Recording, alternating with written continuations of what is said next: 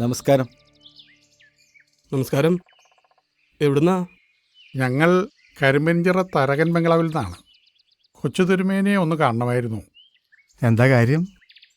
പണ്ട് ഇവിടുത്തെ വലിയ തിരുമേനി വന്ന് 2 ബാധകളെ ആവാഹിച്ച് ബംഗ്ലാവിൽ ഒരു മുറിയിൽ അടച്ചിരുന്നു.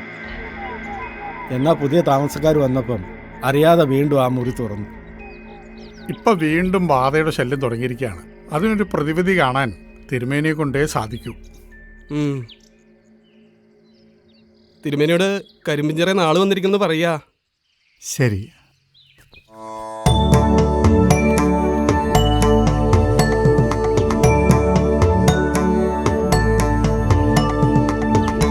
അന്ന് അച്ഛൻ തിരുമേനി പറഞ്ഞതെല്ലാം തെറ്റിച്ചിരിക്കണു അല്ലേ? പുതിയ താമസക്കാർ അറിയാതെ ചെയ്തതാണ്. വീട് കൈമാറുമ്പം നിങ്ങളോട് അവരൊന്നും പറഞ്ഞിരുന്നില്ലേ? ഇല്ല തിരുമേനി. മോഹൻ സാറും പോയില്ലേ തിരുമേനി. പിന്നെ അവരുടെ ബന്ധുക്കളാണ് ഇദ്ദേഹത്തിന് വിറ്റത്. പ്രേതബാധയുണ്ടെന്ന് പറഞ്ഞാൽ ആരും വാങ്ങില്ലല്ലോ. അതുകൊണ്ട് അവർ മറച്ചു വെച്ചതാകും.